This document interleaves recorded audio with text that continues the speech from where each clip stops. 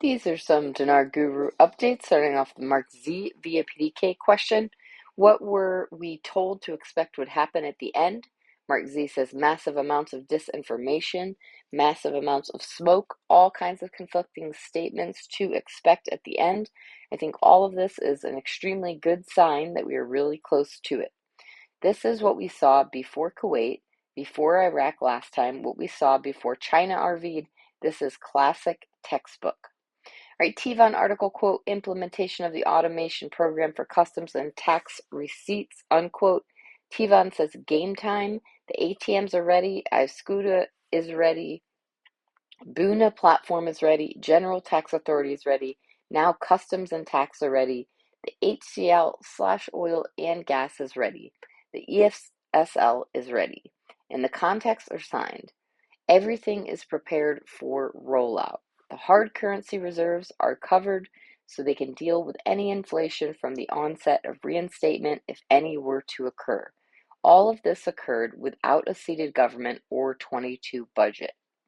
Right, Sampson article, quote, parliamentary finance denies the possibility of restoring the dollar exchange rate. It confuses the market and investment projects. The Parliamentary Finance Committee denied what was recently reported about Parliament's efforts to restore the exchange rate of the dollar to its previous level, 1,200 Iraqi dinars for every US dollar. All right, militiaman article, quote, al-Shamari, talking about changing the exchange rate is a media bid, talking about changing the exchange rate is unrealistic, unquote. Militiaman says, this guy is connected to Maliki all day long, in my opinion. The EFSL is law. They have not yet exposed the fact that the Gazette, so to trigger internationalism, a new exchange rate is warranted.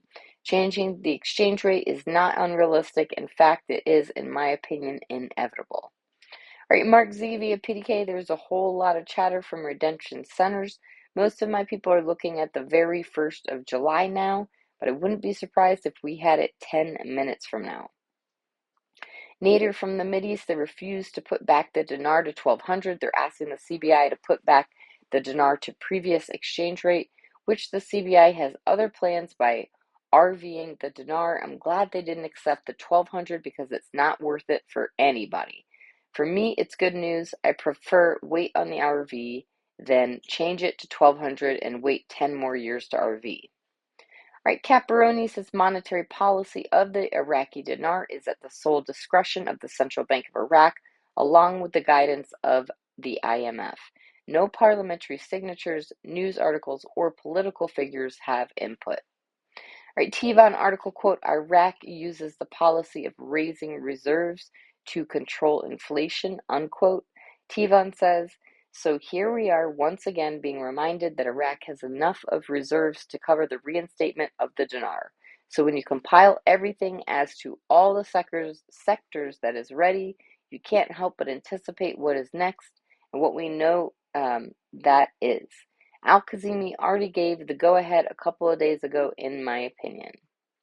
All right, Frank 26 question, spoke with a financial advisor. They said she was going to have to travel to Iraq and exchange her notes for small category notes and bring them back here to exchange USD. Is this correct? Question mark.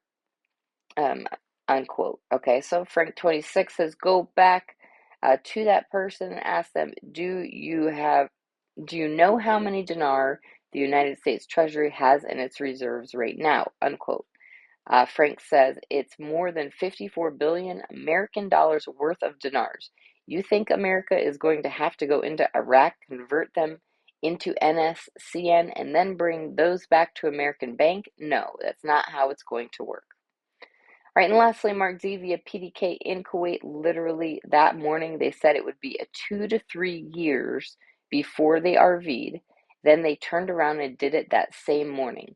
Kuwait shot all the way up to $9.88 before it settled back down to the $4 range. Iraq cannot wait another couple years without an RV because of political instability and their low currency because the country has great wealth.